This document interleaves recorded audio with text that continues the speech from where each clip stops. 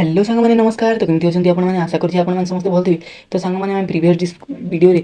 Indian polity आम constitution विभिन्न introduction गुड़ाक आम जानी सारी। तो ये वीडियो आम डिस्कसन करबा silent feature of Indian constitution. आम संविधान साइलेंट फीचर गुड़ाक डिस्कसन करबा। तो सांग मैंने आपण मैंने जदि ए सीरीज को देखुं वीडियो जब भल लगुच वीडियो भल लगे वीडियो को लाइक कर चैनल नहीं चैनल को सब्सक्राइब कर निज सांग सहित शेयर करदेवी। तो चलते प्रीवियस वीडियो आम डिस्कसन कर सारी कन्स्टिट्यूशन केमती तैयारी है कन्स्टिट्यूशन विषय में बहुत किसी गवर्नमेंट विषय जुडिशियरी एग्जीक्यूटिव लेजिस्लेचर विषय में आम डिस्कसन कर सारी। तो ये वीडियो आम डिस्कसन करवा इंडियन कन्स्टिट्यूशन रो साइलेंट फीचर संविधान रो साइलेंट फीचर। तो चलते वीडियो डेने शीघ्र स्टार्ट करवा।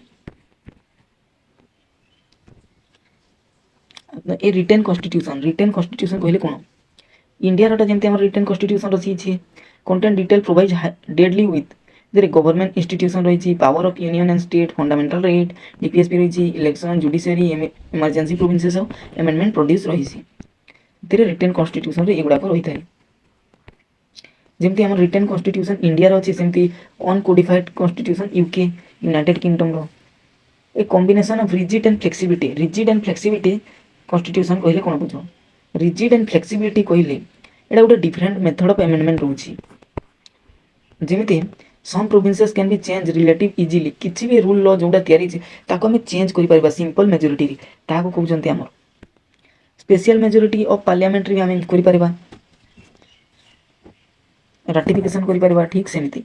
इंडियन कॉन्स्टिट्यूशन रे केमती रहिछि पार्टियली फ्लेक्सिबल और partially rigid federal system with unitary feature. Federal system केमती रहिछि इंडिया है जे फेडरल स्ट्रक्चर इंडिया गोटे फेडरल स्ट्रक्चर रही कन्स्टिट्यूशन केते सिग्निफिकेंस रही पावर रही यूनियन रो फेडरल फीचर के टू लेवल ऑफ गवर्नमेंट दीटा लेवल ऑफ गवर्नमेंट रही गोटे स्टेट गोटे आमर central constitutional division of power constitution संविधान पावर को आमर वितरण कर विभाज्य करुच्ची। रिटेन कन्स्टिट्यूशन रही सुप्रीमेसी ऑफ कन्स्टिट्यूशन कन्स्टिट्यूशन आमर मान्यता रही इंडिपेंडेंट जुडिशियरी रही bicameral of the union level रही यूनिटरी फीचर जमते स्ट्रॉन्ग यूनियन गवर्नमेंट रही single constitutional for most of the country single citizenship रही इमरजेंसी प्रोविंस रही इंटीग्रेटेड जुडिशियरी एगुड़ा सब रही union influence in their certain circumstances over state therefore India is often describe as a federation with the strong centre. Parliament form of government को form करुच्ची India for parliament system union level president जमती constitutional head होचन president prime minister head of the government head होचंती prime minister.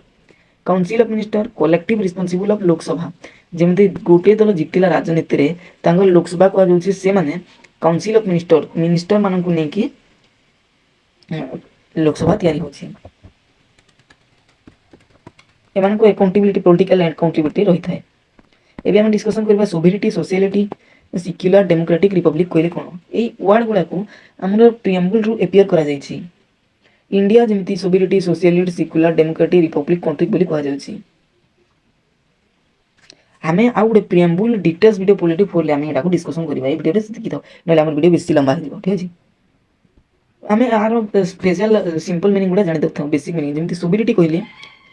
Internally and externally independent बोले sovereignty socialist कहले the constitution reflect A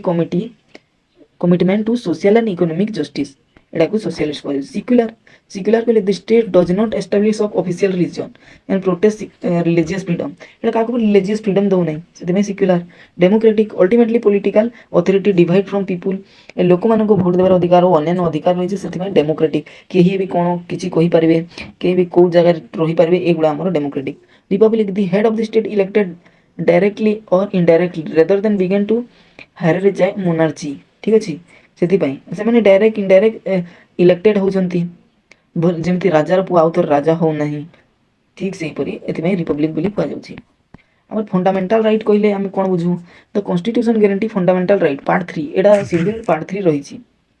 they protect important freedom and liberty of individual the major category जमते हमर right to equality रही छी right freedom right against exploration right to freedom and of religion cultural educational right to institutional remedies एगुडा सब हमर रही छी।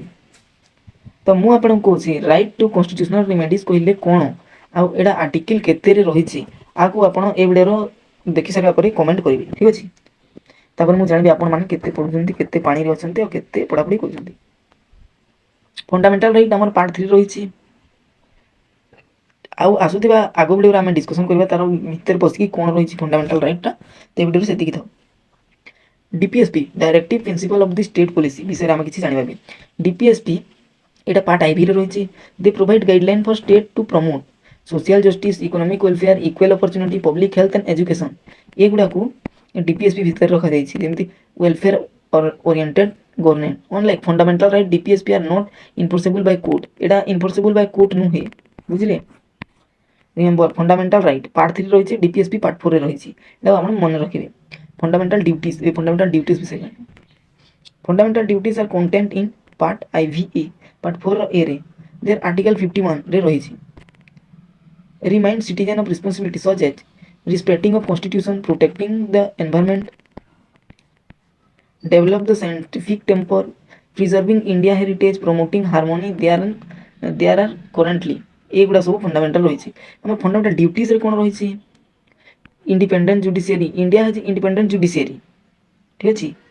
Eight is the supreme court of India जमी आम सुप्रीम कोर्ट रही फॉलो बाय रूल रेगुलेशन संविधान हाईकोर्ट रोचे सबऑर्डिनेट कोर्ट रोचे जमी state court district court judiciary play crucial role ये गोटे इंपोर्टेंट रोल प्ले करुच्ची इंटरप्रेटिंग ऑफ द कॉन्स्टिट्यूशन को इंटरप्रेटिंग करिवारी प्रोटेक्टिंग ऑफ फंडामेंटल राइट ये मनीषर आम लोक मान प्रोटेक्ट करुच्ची फंडामेंटल राइट को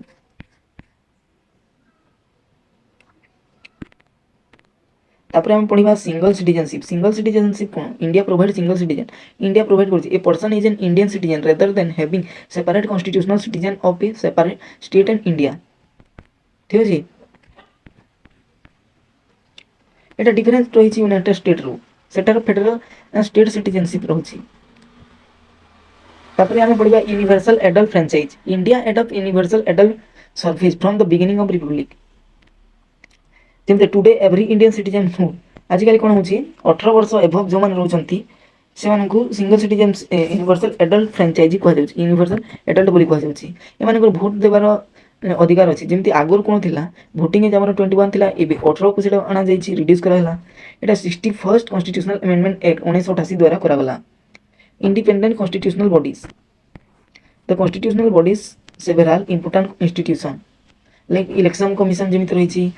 जे कि इलेक्शन कंडक्ट करोने इंडिपेंडेंट कॉन्स्टिट्यूशनल बॉडी यूपीएससी जे कि यूपीएससी एग्जाम कंडक्ट करोछि आउ विभिन्न एनडीए एग्जाम गुड़ा कंडक्ट करोछि जमी आम सीएजी रही computer and audit controller and auditor general जमी फाइनेंस कमिशन रही एमती आउ विभिन्न कमिशन रही ये गुड़ाक आम कहते तापर हम पढ़ा एमरजेंसी प्रोविंसेस कहले कौन इंडिया के एमरजेंसी प्रोविंसेस करी एटा कॉन्स्टिट्यूशनल एमरजेंसी सेल जोटा कि से लागू करिवो जेमति आर्टिकल 352 नेशनल एमरजेंसी आम नेशनल लेवल किसी तार एमरजेंसी में डिक्लेयर कराबो 356 जोटा कि प्रेसिडेंट रूल फेलियर हेले किंबा कॉन्स्टिट्यूशनल मशीनरी इन स्टेट हेले आर्टिकल एटा फॉलो करा जिवो लागू करा जिवो तब आर्टिकल 360 फाइनेंशियल एमरजेंसी जदि किछि बड़ आघात हेला हम देश किछि क्षय क्षति हेला सेटा लागू करा जिवो तो 352 national 356 state 360 financial blend of borrow and original feature. The Indian Constitution drew inspiration from several constitutional systems. Source important influence जमती United Kingdom Parliament आनी source तापरे US रो parliamentary government fundamental right judicial review आनी Ireland रो DPSP तापरे Canada रो भी किसी आनी federal system with a strong center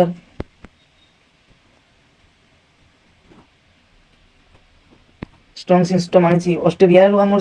कौन आनी कनकरेंटली 13 फेडरल फीचर तापर वेमिनार कॉन्स्टिट्यूशन रो इमरजेंसी प्रोविंस आनिला साउथ अफ्रीका रो constitutional amendment and related feature आनिला यूएसएसआर रशिया रो फंडामेंटल ड्यूटीज गुड़ा आसी आम कॉन्स्टिट्यूशन को तो सांग मैंने ये वीडियो आम बहुत किसी जाना जमी आम प्रोविंसेस आमर कौटी कौन आसी संविधान को तापर आमर इंडिपेंडेंट बॉडी गुड़ा को जाना और साइलेंट फीचर गुड़ा आम सब कॉन्स्टिट्यूशन रो जानी पाला तो सांग मैंने ये वीडियो आप केते कौन बुझीपारी केते कौन निज करें क्वेश्चन चलते आम प्राक्ट करने India is the best describe constitutionally as India कौन a purely united state a federation with a strong centre a confederation a president federation तो यहाँ आम federation with a strong centre तापरे fundamental right are content in କୋଉଥିର ଏଟା part 3 ର ଠିକ ଅଛି। ତାପରେ डीपीएसपी स्टेट पुलिस यार कंटेंट इन डीपीएसपी कोते रहिछि एटा रहिछि हमर पार्ट आईवीए तर फंडामेंटल ड्यूटीज रहिछि हमर आर्टिकल 51 ए 355 टा हमर स्टेट इमरजेंसी और 352 टा हमर नेशनल इमरजेंसी और 360 टा कोड आपण कोंतु 360 आर्टिकल हमर आर्टिकल 360 रहिछि सेटा को इमरजेंसी मु आउथरे टिको आपण पढै छी एबे मु कहि पचारली which article deal with the national emergency 352 the voting age was reduced from 21 to 18 को अमेंडमेंट रे कला हला एबे बाउटी के मु पढै छी 21 टू 18 को अमेंडमेंट रे वोटिंग एज रिड्यूस करा हला एटा 61st amendment which country is associated with the parliament system that influence India कोठारो आसिला यूनाइटेड किंगडम। तो सांग मैंने जदि गोटे आपको टिके वैल्यूएबल कंटेंट मिलथिबो जदि वीडियो भल लागथिबो वीडियो को निश्चय लाइक करबे आ चैनल न्यू थिले चैनल को सब्सक्राइब करबे निज निज सांग मानको सहित वीडियो को शेयर कर दिबे। तो आमे देखा करबे आ गोटे भल video take ta-ta bye take care धन्यवाद।